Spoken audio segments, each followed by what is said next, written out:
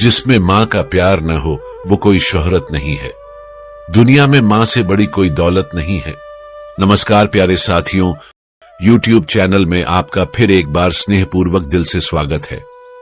दोस्तों, एक समय वह भी था जब भले ही आधुनिकता की कमी थी, लेकिन संस्कारों की कोई कमी नहीं थी। माता पिता को भगवान का दर्जा दिया जाता था। फिर क्यों आज के समय में निस्वार्थ और सच्चा प्रेम करने वाले माँ बाप को अकेलापन और जिल्लत भरी जिंदगी नसीब होती है? क्यों आज की आधुनिकता बूढ़े माँ बाप के लिए अभिशाप बन गई है? मित्रों, आज का प्रसंग भी इस बढ़ती आधुनिकता के साथ मनुष्य की घटिया मानसिकता को उजागर करती है कि कैसे एक बेटे ने अपने माँ बाप के संघर्ष, त्याग और बलिदान को अनदेखा कर दिया और उनके प्रेम को भुलाकर उन्हें संकट की घड़ी में अकेला छोड़ दिया। दोस्तों, आज की कहानी स्नेहपुर नगर में रह रहे एक व्यक्ति की है जिसका नाम प्रेमनाथ था। वह अपनी पत्नी कमला देवी के साथ उस नगर में इज्जत की जिंदगी जी रहा था। प्रेमनाथ के घर में ईश्वर का दिया हुआ सब कुछ था। खूब रुपया पैसा, धन दौलत, मान सम्मान, सब कुछ होने के बाद भी वह पति पत्नी दुखी रहते थे। उनके दुख का कारण था कि ईश्वर की कृपा से उनके घर में सब कुछ था, लेकिन कोई संतान नहीं थी। इस बात को लेकर दोनों पति पत्नी अक्सर चिंतित रहते थे। इस तरह दोनों पति पत्नी को एक साथ रहते हुए 10 वर्ष गुजर जाते हैं, लेकिन उनके घर में कोई संतान नहीं होती है। प्रेमनाथ अपनी पत्नी को अच्छे से अच्छे डॉक्टर को दिखाता है। महंगे से महंगे अस्पताल में जाकर वह अपनी पत्नी का इलाज कराता है। पवित्र तीर्थ स्थानों पर जाकर संतान मांगता है। मंदिर में जाकर माथा टेकता है। तब कहीं जाकर शादी के 12 साल बाद उसकी इच्छा पूरी होती है। ईश्वर की कृपा से उस व्यक्ति की पत्नी को एक पुत्र प्राप्त होता है। अस्पताल में बच्चे का जन्म होता है। पुत्र की बात सुनकर प्रेमनाथ बहुत खुश हो जाता है। बच्चे की साफ सफाई के बाद उस अस्पताल की नर्स जब उनके नन्हे से पुत्र को लेकर उनके पास पहुंचती है तो दोनों पति पत्नी पूछने लगते हैं कि हमारी संतान कैसी है, कोई दिक्कत तो नहीं है। तब नर्स कहने लगती है, आपका पुत्र सुंदर है, अच्छा है, लेकिन इसमें एक कमी है। नर्स के मुंह से जब बच्चे की मां यह सुनती है कि उसके बच्चे में कोई कमी है तो वह चिंतित हो जाती है। तब नर्स कहती है, घबराने की कोई बात नहीं है, आपका पुत्र सुंदर है, स्वस्थ है, बस उसमें एक कमी है कि उसकी एक आंख नहीं है, वह एक आंख से काना है। जब उस मां को यह पता चलता है कि उसके बेटे की एक आंख नहीं है, उसका बेटा एक आंख से काना है, तो वह रोने लगती है और अपने पुत्र को सीने से लगा लेती है। वह कहने लगती है, कोई बात नहीं, मेरे पुत्र की एक आंख नहीं है तो क्या हुआ, एक आंख तो सही है जैसा भी है। यह तो मेरे दिल का टुकड़ा है। मेरे लिए दुनिया का सबसे सुंदर बच्चा मेरा पुत्र है। मित्रों, एक मां के लिए तो उसकी सभी संतानें बराबर होती हैं, चाहे कोई काला कुरूप हो या गोरा और सुंदर। मां कभी अपने बच्चों का शरीर नहीं देखती, वह उनकी आत्मा से जुड़ी होती है। मां उस बालक को देखकर कहती है, कितना सुंदर है मेरा बच्चा। उस मां की इन बातों को सुनकर नर्स की आंखों में भी पानी आ जाता है। वह नर्स सोचने लगती है, यदि परमात्मा को संतान का सुख देना ही था तो इस पुत्र को दोनों आंखें दे देता, इसमें क्या चला जाता। तब वह मां कहने लगती है, कोई बात नहीं, जैसा भी है, आखिर है तो मेरा ही बेटा, लेकिन अगर इसकी दोनों आंखें सलामत होती तो और भी अच्छा होता। दोनों आंखों के साथ मेरा पुत्र कितना सुंदर लगता। मां की इन बातों को वह नर्स सुनती है तो कहने लगती है, यदि आप चाहती हो कि आपके पुत्र की दोनों आंखें हों तो ऐसा हो सकता है। जब मां यह सुनती है कि उसके बच्चे की दोनों आंखें लग सकती हैं तो वह कहने लगी, नर्स मैडम, यह कैसे संभव है। तब नर्स उन्हें बताते हुए कहती है कि ऐसा हो सकता है। इसके लिए आप दोनों माता पिता में से किसी एक को अपनी एक आंख देनी होगी। इससे आपके पुत्र की दोनों आंखें ठीक हो जाएंगी। नर्स की इन बातों को जब प्रेमनाथ सुनता है तो कहने लगता है, कोई बात नहीं, हमारे पुत्र की एक आंख तो सही सलामत है। हमारा पुत्र एक आंख से ही दुनिया देख सकता है। हमारा पुत्र जैसा भी है, अच्छा है। मैं अपनी आंखें दान नहीं कर सकता क्योंकि मेरा घर मेरी मेहनत मजदूरी से ही चलता है। जब मेरी एक आंख नहीं होगी तो कैसे मैं अपने परिवार को पाल पाऊंगा, कैसे इस बच्चे का खर्च उठा पाऊंगा। यह तो तभी संभव है जब मेरी दोनों आंखें ठीक होंगी। मैं एक पिता हूं और अपनी पत्नी को और बच्चे को पालने का भार मेरे कंधों पर है। अब रही बात मेरे पुत्र की एक आंख की, तो यह सब परमात्मा की देन है। ईश्वर ने जिसे जिस रूप में भेजा है उसे उसी में खुश रहना चाहिए। हमारा पुत्र इसी रूप में ठीक है। साथियों, पिता ने तो साफ इनकार कर दिया, लेकिन मां तो आखिर मां होती है। वह नर्स से कहती है, मैडम, यदि ऐसा हो सकता है तो मैं अपनी एक आंख अपने पुत्र को देना चाहती हूं। मेरा क्या है, मुझे तो घर पर ही रहना है, लेकिन मेरे बेटे को तो अपना पूरा जीवन काटना है। इसलिए मैडम, मैं अपनी एक आंख अपने पुत्र को देना चाहती हूं। जब वह प्रेमनाथ अपनी पत्नी से कहता है कि इस तरह तो तुम कानी हो जाओगी, तो वह मां कहती है, मुझे मंजूर है, मैं एक आंख से कानी हो जाऊं, लेकिन मैं अपने पुत्र को दोनों आंखों के साथ देखना चाहती हूं। मेरी एक आंख ले लो और मेरे बेटे को लगा दो। मेरे बेटे की जब दोनों आंखें होंगी तो वह कितना सुंदर लगेगा। मैं अपने पुत्र को एक आंख दान में देना चाहती हूं। इस प्रकार मां के कहने पर डॉक्टर उस मां की एक आंख निकालकर उसके पुत्र को लगा देते हैं। इस तरह पुत्र की दोनों आंखें सही हो जाती हैं और मां एक आंख पुत्र को देने के बाद कानी हो जाती है। कुछ दिन तक सभी लोग अस्पताल में रहते हैं। जब दोनों मां बेटे स्वस्थ हो जाते हैं तो अस्पताल से मां बेटे को छुट्टी मिल जाती है। इस प्रकार प्रेमनाथ अपनी पत्नी और पुत्र को लेकर अपने घर आ जाता है और कुछ दिन बाद अपने पुत्र का नामकरण करते हैं। उनके पुत्र का नाम दीपक रखा जाता है। दोनों पति पत्नी मिलकर अपने पुत्र का पालन पोषण करने लगते हैं। इस प्रकार अपने बच्चे का पालन पोषण करते हुए उनका पुत्र 4 साल का हो जाता है। सब कुछ अच्छा चल रहा होता है। तभी एक दिन दीपक के पिताजी काम से घर लौट रहे थे। तभी रास्ते में एक दुर्घटना हो जाती है और उस बच्चे के पिता सड़क दुर्घटना में प्राण गंवा बैठते हैं।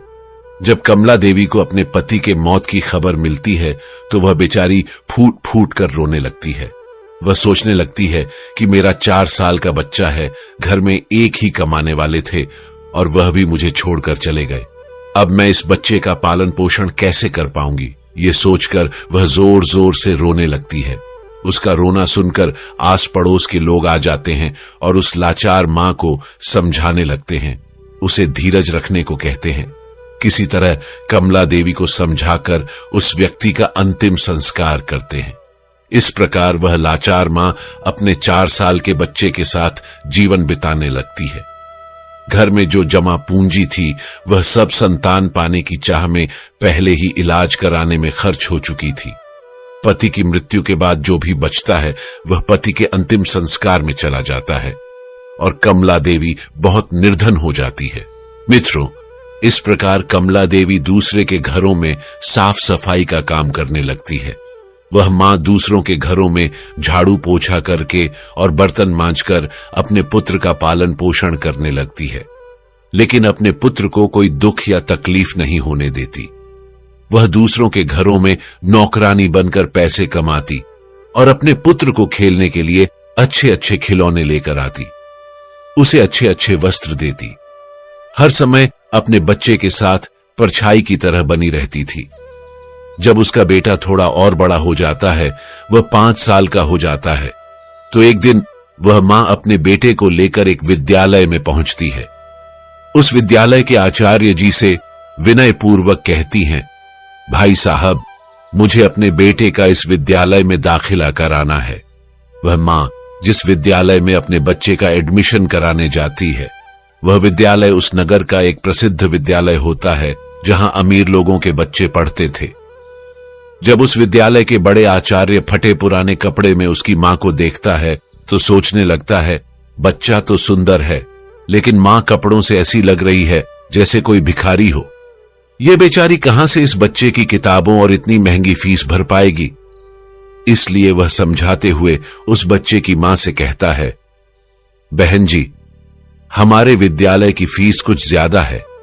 हमारे विद्यालय में अमीरों के बच्चे पढ़ते हैं, इसीलिए बेहतर होगा आप अपने बच्चे का एडमिशन किसी सरकारी स्कूल में करा दें। मास्टर जी की इन बातों को सुनकर मां कहने लगती है, आचार्य जी, आप पैसों की चिंता मत करिए, आपकी जो भी फीस होगी उसे मैं समय से जमा कर दिया करूंगी। मेरा इकलौता बालक है और मैं चाहती हूं कि मेरा बच्चा पढ़ लिख कर बड़ा डॉक्टर बन जाए, इसीलिए मैं इसे आपके विद्यालय में लेकर आई हूं। वह बड़े आचार्य जी जब उस मां की इन बातों को सुनते हैं तो बहुत ही प्रभावित होते हैं और उस बच्चे की मां से कहते हैं, ठीक है बहन जी, यदि आप जिद करती हो तो हम आपके बच्चे को अपने विद्यालय में दाखिला दे देते हैं। इस प्रकार उसके बच्चे का एडमिशन उस बड़े विद्यालय में हो जाता है और वह बालक विद्यालय में पढ़ने जाने लगता है। पहले तो वह मां 3 घरों में झाड़ू पोछा करके अपना गुजारा करती थी, लेकिन अब वह अपने पुत्र के एडमिशन के बाद अपने पुत्र की पढ़ाई की खातिर 5 घरों में काम करने लगी। वह मां दूसरों के घरों में झाड़ू पोछा करके अपने पुत्र को पढ़ाने लिखाने लगती है। पढ़ते पढ़ते वह पुत्र जब 5वीं कक्षा में आ जाता है और उसकी उम्र 10 साल की हो जाती है, तो एक दिन स्कूल के सभी बच्चे मिलकर उस बालक को चिढ़ाने लगते हैं और खेल खेल में कहने लगते हैं, देखो देखो, एक आंख वाली कानी का बेटा आ गया, इसकी मां एक आंख से कानी है। लड़का जब अपने सहपाठियों की इन बातों को सुनता है तो क्रोध में भर जाता है और उसे बहुत बुरा लगता है। जब विद्यालय की छुट्टी होती है तो छुट्टी के समय हमेशा की तरह उसकी मां उसे लेने आती है। आज भी वह एक आंख से कानी मां अपने बेटे को स्कूल में लेने आई थी। लड़का अपनी मां से कहता है, मां, कल से आप मुझे विद्यालय में छोड़ने मत आना और बुलाने भी मत आना। जब मां पूछती है, पुत्र क्या बात हो गई, तुम ऐसा क्यों कह रहे हो, तो लड़का कहने लगता है, मां, तुम्हारी सूरत ठीक नहीं है, आप एक आंख से कानी हो। आप जब मेरे साथ विद्यालय में आती हो तो मेरे साथ के लड़के मेरा मजाक उड़ाते हैं और आपकी वजह से मुझे शर्मिंदा होना पड़ता है। आप ऐसी हो वैसी हो, इस तरह की वह बातें करता है। वह लड़का अपनी मां से दुनिया भर की शिकायतें करता है। जब वह मां अपने पुत्र के मुख से इन बातों को सुनती है तो उसे बहुत दुख होता है, लेकिन अपने पुत्र की इन बातों को सुनकर वह चुप रहती है और अपने पुत्र की बातों को सहन कर लेती है। वह मां कहती है, कोई बात नहीं बेटा, तुम चाहते हो तो मैं तुम्हारे साथ कल से विद्यालय नहीं आऊंगी, लेकिन तुम अकेले विद्यालय कैसे आ पाओगे? अपनी मां की इन बातों को सुनकर वह पुत्र कहता है, मां, अब मैं बड़ा हो गया हूं और अब मैं इस काबिल हो चुका हूं कि मैं अकेला विद्यालय आ और जा सकता हूं। अपने पुत्र की इन बातों को सुनकर वह मां कहती है, ठीक है बेटा, आज के बाद मैं तुम्हारे स्कूल में तुम्हारे साथ नहीं आऊंगी, लेकिन पुत्र तुम सावधानी से घर पर आना, क्योंकि तुम्हारे पिता के सड़क दुर्घटना की सोच सोचकर मुझे डर लगता है। पुत्र कहता है, मां, आप चिंता मत करो, मुझे कुछ नहीं होगा, मैं अकेला ही आया जाया करूंगा। उस दिन के बाद से वह पुत्र अकेला ही विद्यालय आने जाने लगता है। जैसे जैसे पुत्र बड़ा होता गया वैसे वैसे उसके खर्चे भी बढ़ते गए। जैसे जैसे खर्चे बढ़ते गए वैसे वैसे मां पर काम का बोझ भी बढ़ता चला गया। धीरे धीरे समय गुजरता चला गया और इस प्रकार वह लड़का विद्यालय की पढ़ाई पूरी कर लेता है और उसकी पूरी क्लास में सबसे अच्छे नंबर आते हैं। इसके बाद वह आगे की पढ़ाई करने के लिए शहर चला जाता है। जब पुत्र शहर में जाता है तो उसकी मां जो पैसा कमाती थी वह कम पड़ने लगता है। पहले तो सिर्फ किताबें और फीस का खर्चा था, लेकिन जब बेटा शहर चला जाता है तो उसके और भी खर्चे बढ़ गए थे। मां जो भी पैसा कमाती थी वह कम पड़ने लगता, लेकिन उस मां ने हार नहीं मानी। पहले जहां 5 घरों में काम करके अपने बेटे का खर्चा पूरा करती थी, वहीं पुत्र के शहर जाने के बाद अब वह मां 8 घरों में बर्तन साफ करने लगी और झाड़ू पोछा करती। दिन भर मेहनत करती और मेहनत करते करते रात के 10 बज जाते थे। तब जाकर वह बेचारी मां अपने पुत्र के लिए महीने का 5,000 भेज पाती थी। वह इतनी मेहनत करती थी कि एक दिन जब उसका बेटा पढ़ लिख कर बड़ा डॉक्टर बन जाएगा तो उसे सुख मिलेगा। वह मन ही मन कहती थी कि एक दिन मुझे भी आराम मिलेगा। जब मेरी मेहनत से मेरा बेटा डॉक्टर बन जाएगा तो मेरे बेटे के साथ रहकर मैं भी सुखी रहूंगी। इसलिए वह मां खूब मेहनत करती थी और 8 घरों में काम करके अपने पुत्र के लिए पैसा भेजा करती थी। इस प्रकार मेहनत करते करते वह समय से पहले ही बूढ़ी हो जाती है। धूप में उसका गोरा रंग काला पड़ जाता है, लेकिन वह अपने पुत्र के लिए कोई दिक्कत नहीं होने देती। जब कुछ दिन और बीत जाते हैं तो उस मां को 1 महीने बाद एक पत्र मिलता है। उसमें लिखा होता है, मां, अब मैं शहर में बड़ा डॉक्टर बन चुका हूं, अब तुम्हें मेरे लिए पैसे भेजने की जरूरत नहीं है। जब उस मां को यह पत्र मिलता है कि उसका बेटा डॉक्टर बन गया है, तो वह बहुत खुश हो जाती है और सोचने लगती है कि पति के जाने के बाद यह मेरा बेटा ही तो मेरा सहारा है, और मेरी जैसी इच्छा थी कि बेटा डॉक्टर बन जाए, वह इच्छा भी पूरी हो गई। उस मां के बेटे ने यह बात मां को पत्र में लिखकर बताई थी कि मां, मैं डॉक्टर बन गया हूं। लेकिन वह बेटा अभी तक गांव में मां से मिलने नहीं आया। जब उस बूढ़ी मां को यह पत्र मिलता है तो वह पूरे गांव में मिठाइयां बांटती है और सारे गांव के लोगों को बड़े गर्व से बताती है कि उसकी मेहनत सफल हो गई, उसका बेटा अब डॉक्टर बन चुका है। इस प्रकार वह मां अपने पुत्र के गांव आने का इंतजार करने लगती है।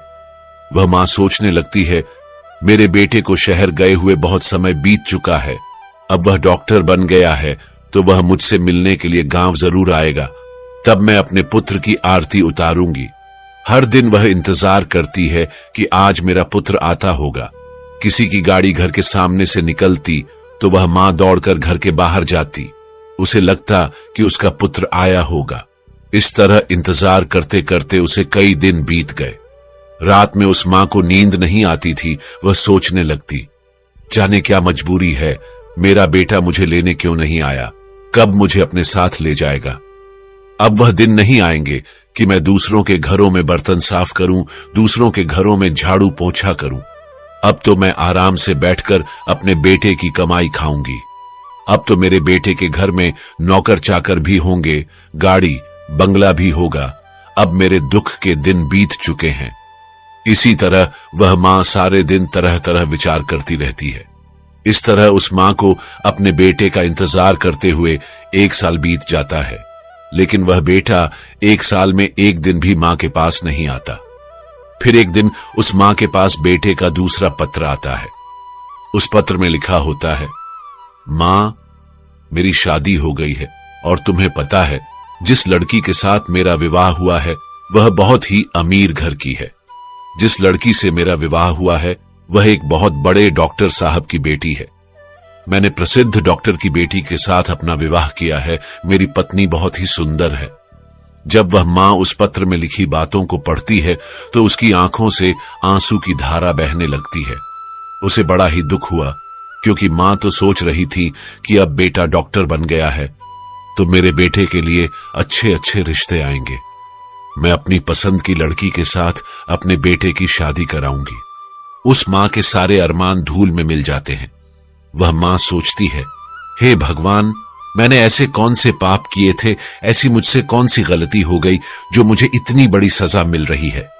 हर माता पिता का सपना होता है कि मैं अपने हाथों से अपने बेटे को दुल्हा बनाऊं, अपने हाथों से अपने बेटे को सजाऊं और अपना आशीर्वाद देकर अपने बेटे की शादी करूं। लेकिन मेरे पुत्र ने तो अपनी शादी में मुझे बुलाया तक नहीं, मुझे बताया तक नहीं और विवाह कर लिया। क्या मैंने यही दिन देखने के लिए अपने पुत्र को पढ़ा लिखा कर इतना बड़ा किया था? इसके लिए मैंने इतनी मेहनत मजदूरी की थी, दूसरों के घरों में झूठे बर्तन साफ किए, मेहनत मजदूरी करके पढ़ाया लिखाया, उसे इस लायक बनाया। क्या मेरा इतना भी अधिकार नहीं था जो मुझे मेरे बेटे ने अपनी शादी में भी नहीं पूछा? अब शादी करने के बाद पत्र लिखकर बता रहा है, मां, मैंने शादी कर ली। यह सोच सोच कर वह मां पूरी रात आंसू बहाती रही। इतना होने के बाद भी मां अपने पुत्र को दुआएं देती रही। रोते रोते वह सो जाती है। फिर भी उस मां के मुंह से अपने बेटे के लिए आशीर्वाद ही निकलता है। कहती है, कोई बात नहीं बेटा, तुमने बिना बताए शादी कर ली, लेकिन मेरा आशीर्वाद तुम्हारे साथ है। अब मां सोचती है कि मेरे पुत्र ने विवाह तो कर लिया, उसकी पत्नी भी आ गई। अब हो सकता है कि मेरा बेटा और बहू दोनों मिलकर मुझसे मिलने मेरे घर आए। मैं अपनी बहू को देखूंगी। बहू मेरे पैर दबाएगी, मैं अपनी पुत्र वधू को आशीर्वाद दूंगी। यह सोच सोचकर वह मां अपने बेटे और बहू का इंतजार करने लगती है। इस तरह उस मां को अपने बेटे और बहू का इंतजार करते करते 1 साल निकल जाता है। लेकिन 1 साल बीतने के बाद भी उनसे मिलने बेटा नहीं आता और ना बहू आती है। फिर कुछ दिन बाद उस मां को तीसरा पत्र मिलता है, जिसमें लिखा होता है, हे मां, अब तुम दादी बन गई हो। भगवान की कृपा से हमारे घर बेटा आया है। जब यह खबर उस मां को मिलती है तो उसका धैर्य जवाब दे जाता है, उसकी सहन शक्ति जवाब दे देती है। जिस मां का पुत्र बड़ा डॉक्टर बन जाए, विवाह कर ले, उसका बेटा हो जाए और उसकी मां को पता ना चले तो उसके दिल पर क्या बीतेगी। जिस पुत्र का जीवन बनाने में उस मां ने अपना सब कुछ कुर्बान कर दिया, उस पुत्र का वर्षों से चेहरा ना देखा हो तो अपने पुत्र के लिए व्याकुल होना स्वाभाविक है। जब वह मां अपने पुत्र के लिए ज्यादा व्याकुल हो जाती है तो उस मां के मन में विचार आता है कि अब तो रहा नहीं जाता। वह फिर कुछ देर के लिए विचारों में खो जाती है। सोचती है, चलो कोई बात नहीं, पोता भी हो गया है तो बहुत अच्छी बात है। अब मैं दादी बन गई हूं, अब अपने पोते को देखूंगी। मैं अपने पोते को अपनी गोद में खिलाऊंगी, मैं उसके लिए पालना लाऊंगी। अब मेरा बेटा जरूर मेरी बहू और पोते के साथ मेरे पास आएगा। यही सब सोच सोचकर वह मां व्याकुल होने लगती है। जब इंतजार करते करते उस मां को 7 महीने बीत जाते हैं और जब उस मां से मिलने कोई भी नहीं आता है तो उस मां के सब्र का बांध टूटने लगता है। वह व्याकुल हो जाती है और उसी व्याकुलता में वह मां यह फैसला करती है कि चाहे कुछ भी हो जाए, मैं अपने पोते को देखने जरूर जाऊंगी। यह निर्णय लेकर मां अपने बेटे और बहू से मिलने के लिए शहर के लिए चल देती है। मित्रों, इसी तरह वह पता पूछते पूछते उस शहर में पहुंच जाती है जिस शहर में उसका बेटा रहता था। उस शहर में पहुंचकर वह बूढ़ी मां एक ऑटो वाले को अपने पास बुलाती है और उस ऑटो वाले को अपने बेटे का पत्र दिखाते हुए कहती है, बेटा, मुझे इस जगह पर जाना है। ऑटो वाला पता देखता है और बूढ़ी मां को अपने ऑटो में बैठा लेता है। वह उस बूढ़ी मां को उस बताए हुए पते पर ले जाता है। कुछ समय के बाद वह ऑटो वाला बूढ़ी मां को लेकर बड़े डॉक्टर के बंगले पर पहुंच जाता है और बंगले के सामने अपना ऑटो खड़ा कर देता है। माता जी से कहता है, मां जी, आपने जो पता दिखाया था आप उस पते पर पहुंच चुकी हैं। ये जो सामने बंगला है, यहीं रहते हैं डॉक्टर साहब। वह मां उस ऑटो वाले को किराया देती है और अपना झोला उठाकर बंगले की तरफ चल देती है। मां की नजर जब डॉक्टर साहब के बंगले पर पड़ती है तो वह खुश हो जाती है। वह देखती है कि कितना सुंदर आलीशान बंगला बना हुआ है। बंगले के सामने चमचमाती गाड़ी खड़ी है और दरवाजे पर पहरेदार बैठे हुए हैं। ये देखकर उस मां को बड़ी खुशी होती है कि कितने सुंदर घर में मेरा बेटा रहता है। वह बूढ़ी मां जो एक थैले में अपने पोते के लिए खिलौने, बहू के लिए साड़ी और कुछ मिठाइयां लेकर आई थी, जब वह थैला लेकर बंगले के अंदर जाने लगती है तो जैसे ही बंगले के अंदर जाने के लिए होती है तो गेट के पास खड़े एक पहरेदार की नजर उस पर पड़ती है। पहरेदार देखता है कि फटे पुराने कपड़े पहने एक सांवले रंग की बुढ़िया जो एक आंख से कानी है, बंगले के अंदर घुसे जा रही है। जब वह पहरेदार उस महिला को देखता है तो कहने लगता है, तुम्हें किससे मिलना है? इस तरह अंदर कहां चली जा रही हो? पहरेदार के जब यह शब्द उस मां के कानों में पड़ते हैं तो वह मां एकदम से रुक जाती है और चपरासी से कहती है, यहां पर मेरा बेटा रहता है, मेरे बेटे का पुत्र हुआ है, इसीलिए मैं अपने पोते को देखने आई हूं। पहरेदार उस मां को डांटते हुए कहता है, बुढ़िया, तूने कभी अपनी शक्ल देखी है? तुम्हें पता है कि यह किसका बंगला है? यह एक बड़े डॉक्टर साहब का बंगला है। तब वह बूढ़ी मां कहने लगती है, मुझे पता है यह डॉक्टर साहब का बंगला है और जो तुम्हारे डॉक्टर साहब हैं वही मेरे पुत्र हैं। वह पहरेदार कहने लगता है, अरे बुढ़िया, तुम गांव देहात की महिला हो, ना तो तुम्हारे कपड़े ठीक हैं ना तुम्हारी शक्ल ठीक है। डॉक्टर साहब तुम्हारे बेटे कैसे हो सकते हैं? जब यह बात पास में खड़ा हुआ एक दूसरा पहरेदार सुनता है तो वह भी उस मां के पास पहुंचता है। जब उसे पता चलता है कि यह बुढ़िया कह रही है कि यह डॉक्टर साहब की मां है तो वह पहरेदार उनसे पूछने लगता है, माँ जी, आपके पास कोई प्रमाण है जिससे हम पता कर सकें कि आप हमारे डॉक्टर साहब की माँ हो? जब वह माँ उस दूसरे पहरेदार की इन बातों को सुनती है तो तुरंत ही अपनी साड़ी के पल्लू में बंधा हुआ वह पत्र उस पहरेदार को दिखाती है जो उसके पुत्र ने अपनी माँ को भेजा था। जब पहरेदार उस पत्र को खोलकर देखते हैं और भेजने वाले का पता देखते हैं तो उस बूढ़ी माँ से माफी मांगने लगते हैं और कहते हैं, हे माँ, हमें माफ कर दो, हमें नहीं पता था कि आप डॉक्टर साहब की माँ हो। तब वह माँ कहती है, चलिए कोई बात नहीं, मैं तुम्हें माफ कर देती हूं, मुझे बताओ कि मेरा बेटा और बहू कहां पर हैं।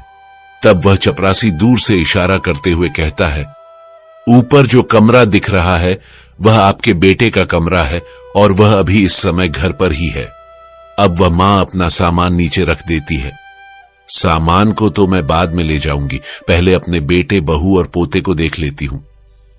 बूढ़ी मां अपने पोते को देखने के लिए जल्दी जल्दी सीढ़ियां चढ़कर घर के अंदर जाती है। जैसे ही वह मां घर के अंदर आती है तो वह देखती है कि घर के आंगन में पालना रखा हुआ है और उस पालने में उनका पोता झूल रहा है। जैसे ही उस बूढ़ी मां की नजर अपने पोते पर पड़ती है तो वह दौड़कर पालने से अपने पोते को उठा लेती है और अपने पोते को सीने से लगाकर दुलार करने लगती है। जब वह बूढ़ी मां अपने पोते को गोदी में लेकर दुलार करने लगती है तो बच्चे की नींद टूट जाती है और वह जोर जोर से रोने लगता है।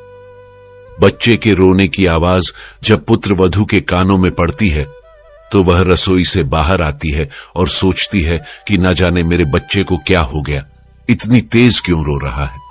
जब वह रसोई से निकलकर आंगन में आती है और अपने बच्चे को एक भिखारी जैसी दिखने वाली बुढ़िया के हाथों में देखती है तो वह चिल्लाने लगती है। अपने पति को आवाज देती है, सुनिए जी, कोई काली कलूटी बुढ़िया जो एक आंख से कानी है वह हमारे बच्चे को चुराने आई है। पत्नी का चिल्लाना सुनकर पति भी नीचे आ जाता है। पति के आते ही बहू अपने बच्चे को बूढ़ी मां से छीनकर अपने सीने से लगा लेती है और अपने पति से कहती है, तुमने घर में कैसे चपरासी रखे हैं?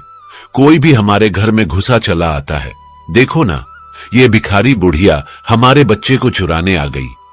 वह बूढ़ी मां कहती है, बहू, मैं चोर नहीं हूं, मैं तो तुम्हारी सास हूं और यह तुम्हारे पास जो खड़ा है वह मेरा बेटा है। तुम्हारी गोदी में जो खेल रहा है वह मेरा पोता है।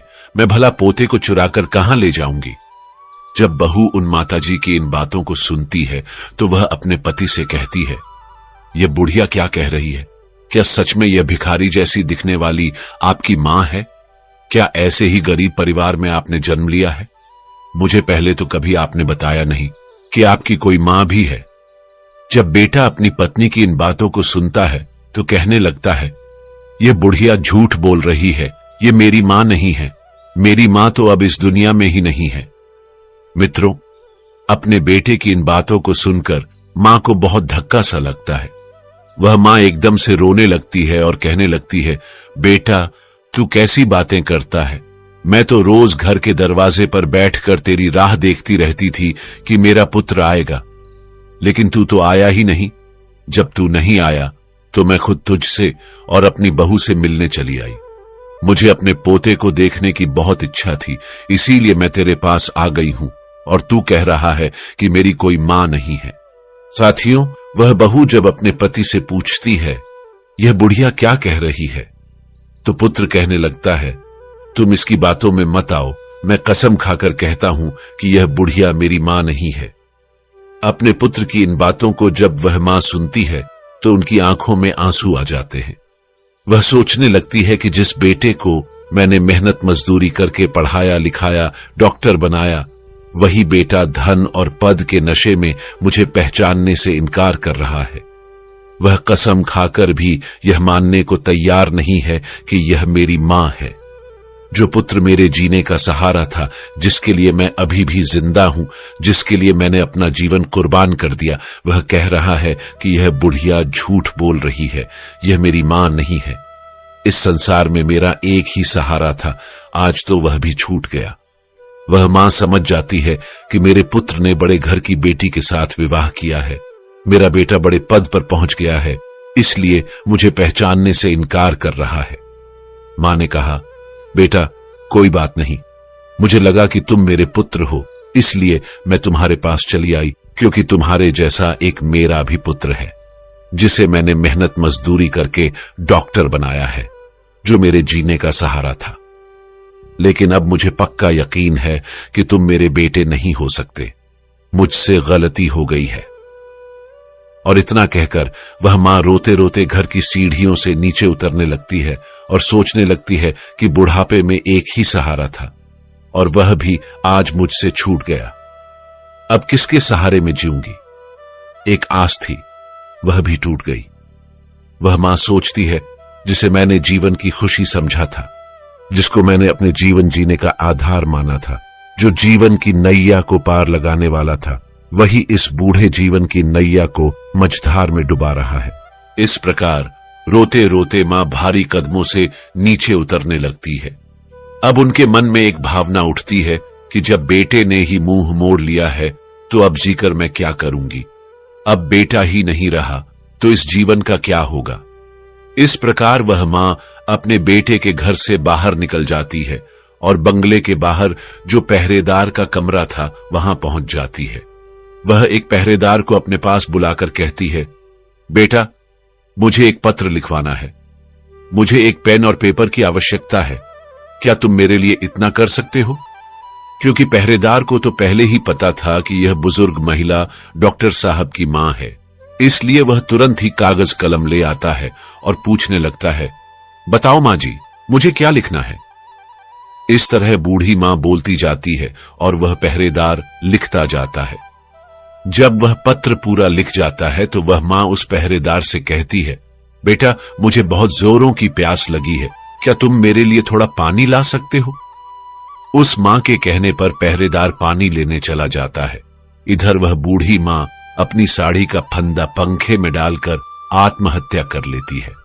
जब थोड़ी देर बाद पहरेदार पानी लेकर वापस लौटता है तो कमरे का नजारा देखकर हैरान रह जाता है। पहरेदार देखता है वह माताजी फांसी के फंदे पर झूल रही है। अब तुरंत ही वह जाकर यह खबर डॉक्टर साहब को देता है। इस खबर को सुनकर वह पति पत्नी दौड़े दौड़े उस कमरे में आते हैं। आगे आगे डॉक्टर साहब और पीछे पीछे उनकी पत्नी दौड़ती है। जब वह पुत्र अपनी मां को इस हालत में देखता है तो उसकी दुनिया पलट जाती है। वह सोचने लगता है, मुझे नहीं पता था कि मेरी बातें मेरी मां को इतनी बुरी लगेंगी। वह अपना माथा पकड़ लेता है और सोचता है कि वह अपनी पत्नी को झूठी शान दिखाने के लिए मां को पहचानने से इनकार कर रहा था। उसने कहा था, मेरी कोई मां नहीं है। वह डरता था कि कहीं उसकी असलियत जानकर पत्नी उसे छोड़ ना दे, इसलिए उसने यह बोला था। लेकिन तुमने तो मेरे झूठ को सच बना दिया। डॉक्टर साहब की पत्नी ने जब फांसी पर झूलती हुई मां के हाथों में कागज का टुकड़ा देखा तो वह उसे उठाकर पढ़ने लगी। पढ़ते पढ़ते उसकी आंखें भर आईं। उस पत्र में लिखा हुआ था, बेटा, मेरा आशीर्वाद है कि तुम खूब उन्नति करो। मेरा आशीर्वाद तुम्हारे साथ है। मैं एक आंख से कानी हूं, उसके पीछे एक राज है जो मैंने हमेशा तुमसे छुपा कर रखा।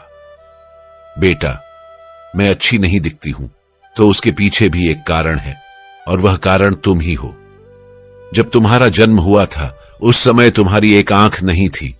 मैंने अपनी एक आंख तुम्हें देकर तुम्हें सुंदर बनाया था, सुंदर रूप दिया, और मैं कुरूप हो गई।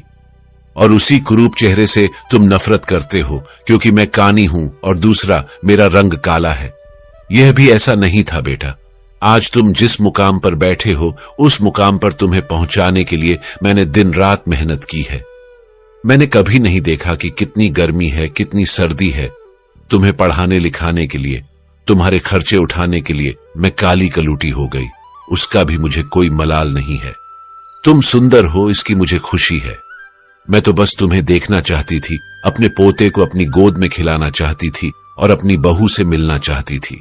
इसीलिए मैं शहर चली आई, क्योंकि तुमने तो कभी गांव आकर मेरा हाल नहीं पूछा। लेकिन जब मैं स्वयं चलकर तुमसे मिलने आई तो तुमने तो मुझे पहचानने से इनकार कर दिया। इसीलिए लगा कि अब दुनिया में मेरा कोई नहीं है, मेरी तो पूरी दुनिया तुम ही थे। बेटा, मैं हमेशा के लिए यह शहर छोड़कर बहुत दूर जा रही हूं। जाते जाते ईश्वर से प्रार्थना करती हूं कि तुम सदा खुश रहो, तुम्हारी संतान खुश रहे। जब उस बेटे की पत्नी यह पत्र पढ़कर अपने पति को सुनाती है तो उस बेटे का शर्म से चेहरा नीचे झुक जाता है। उसे अपने आप से घृणा होने लगती है कि जिस मां ने उसकी जिंदगी बनाने में अपना सब कुछ न्योछावर कर दिया, वही मां आज जब उसकी चौखट पर मिलने आई तो उसने एक गिलास पानी तक नहीं पूछा। इस प्रकार दोनों पति पत्नी अपनी गलती के लिए उस मरी हुई मां से माफी मांगते हैं। लेकिन अब क्या हो सकता था? वह मां तो उनकी माफी सुनने के लिए वहां मौजूद नहीं थी, वह बहुत दूर जा चुकी थी जहां से कोई नहीं आता। अब डॉक्टर साहब के जीवन में सिर्फ पछताना ही रह गया था। कैसी यह दुनिया है, कुछ लोगों के जीवन में मां नहीं होती तो वे सारी जिंदगी मां के लिए तरसते हैं, और जिनके जीवन में मां होती है तो उनके बच्चे कदर नहीं करते। साथियों, धन और दौलत दोबारा मिल सकते हैं पर मां दोबारा नहीं मिल सकती। एक संतान ही माता पिता के जीने का सहारा होती है, बुढ़ापे की लाठी होती है। ऐसे में जब बेटा ही अपने धन के नशे में, अपने पद के नशे में माता पिता को पहचानने से इनकार कर देता है, या अपने माता पिता को भुला देता है, या घमंड में आकर उनका अपमान कर देता है, तो दुनिया में माता पिता को सबसे बड़ा दुख ऐसे ही बेटों से होता है। माता पिता अपनी संतानों का भविष्य बनाने के लिए, उन्हें सफल बनाने के लिए अपना पूरा जीवन लगा देते हैं, और जब वही संतान धन और पद के नशे में अपने मां बाप का अपमान करती है तो उन्हें बहुत ही पीड़ा होती है। यदि आपके मां बाप हैं तो उनका आदर करना चाहिए, क्योंकि मनुष्य की सफलता में मां बाप का ही योगदान है। कुछ मूर्ख बच्चे पूछते हैं, मां तुमने हमारे लिए क्या किया है? अरे मूर्ख बच्चे, जो कुछ किया है माता पिता ने ही किया है। तुमको बनाया, तुम्हें पढ़ाया लिखाया, तुम्हारे पालन पोषण में दुख उठाया। माता पिता को भूलकर तुम स्वयं अपने जीवन को निराशा के अंधकार में धकेल रहे हो। बच्चा यह भूल जाता है कि मां बाप के अतिरिक्त दुनिया में दूसरा उसका कोई भला चाहने वाला नहीं है। माता पिता मर के भी तुम्हारा भला ही चाहेंगे, ऐसा हित तुम्हें कहां मिलेगा? और सब लोग जो तुम्हारे अपने होने का दावा कर रहे हैं, वह सिर्फ एक निश्चित समय तक और एक मतलब तक ही तुम्हारा भला चाहते हैं। लेकिन माता पिता बिना स्वार्थ के जीवन भर तुम्हारा हित चाहते हैं। एक पुत्र को जन्म देने में एक स्त्री अपनी सुंदरता को खो देती है, लेकिन वही पुत्र जब जवान होता है, जब उसकी शादी हो जाती है, तो वही पुत्र अपनी पत्नी की सुंदरता में अपने माता पिता को खो देता है। माता पिता अपनी संतान के सुखों के लिए सब कुछ त्याग देते हैं, लेकिन जब बच्चे बड़े हो जाते हैं, कुछ देने के काबिल हो जाते हैं, तो हम क्या देते हैं? सिर्फ आंसू, लाचारी, दुख, अकेलापन, जो संतान माता पिता को सिर्फ इसलिए भुला देती है कि उनके बुढ़ापे को देखकर आपके मित्रों में आपकी इज्जत कम हो जाएगी। तो यह उनकी सबसे बड़ी भूल है। एक दिन उम्र के इस पड़ाव पर पहुंचने के बाद आपकी और आपके मित्रों की भी यही हालत होगी। आपका भी रूप और जवानी इसी तरह की हो जाएगी। आपके भी उस रूप को देखकर लोग आपसे नफरत करने लगेंगे। प्यारे साथियों, अब मैं जो दो बातें आपको बताने जा रहा हूं, उसे ध्यान से सुनो। जवानी में माता पिता को औलाद से किन किन चीजों की उम्मीद भूलकर भी नहीं करनी चाहिए। पहली, आपकी औलाद आपके बूढ़े होने पर आपका सहारा बन सकती है, इस बात की उम्मीद बिल्कुल ना करें। इसलिए आज के इस कलयुग में पहले से ही अपने आप को मजबूत बनाकर रखें। अपने आप को स्वयं संभालने में सामर्थ्यवान बनाएं, कुछ जमा पूंजी इकट्ठी करके रखें। दूसरी, कभी इस बात का भ्रम ना रखें कि आपकी संतान आपको नहीं भूलेगी। पत्नी और बच्चों के प्रेम में पड़कर पद प्रतिष्ठा के नशे में वह आपको भी भूल सकता है। इसलिए उनसे उतनी ही उम्मीद रखिए जितनी उनके दूर होने पर आप उस दुख को सह सकें, जो कि बहुत ही मुश्किल है। प्यारे साथियों, कहने को तो हर औलाद को अपने माता पिता के बुढ़ापे का सहारा माना जाता है, लेकिन आज के कलयुग की इस आधुनिकता में हम इतने खो गए हैं कि हम उन परम पूज्य मां बाप को उनके जरूरत के वक्त भुला देते हैं, उनके द्वारा दिए गए बलिदान को व्यर्थ कर देते हैं। मित्रों, माँ बाप के बलिदान का कर्ज जन्म जन्मांतर तक नहीं उतारा जा सकता, इसलिए हमेशा माँ बाप की इज्जत और आदर सम्मान करें, क्योंकि उम्र के ऐसे मोड़ पर उन्हें धन दौलत से ज्यादा आपके प्यार और ख्याल की आवश्यकता है। साथियों, इसी के साथ आज की कहानी यहीं पर समाप्त होती है। कहानी अच्छी लगी हो तो वीडियो को लाइक करके हमारे चैनल को सब्सक्राइब कर लेना और साथ में बेल आइकन भी दबा देना, ताकि आपको इसी तरह नई कहानियों की सूचना मिलती रहे। धन्यवाद।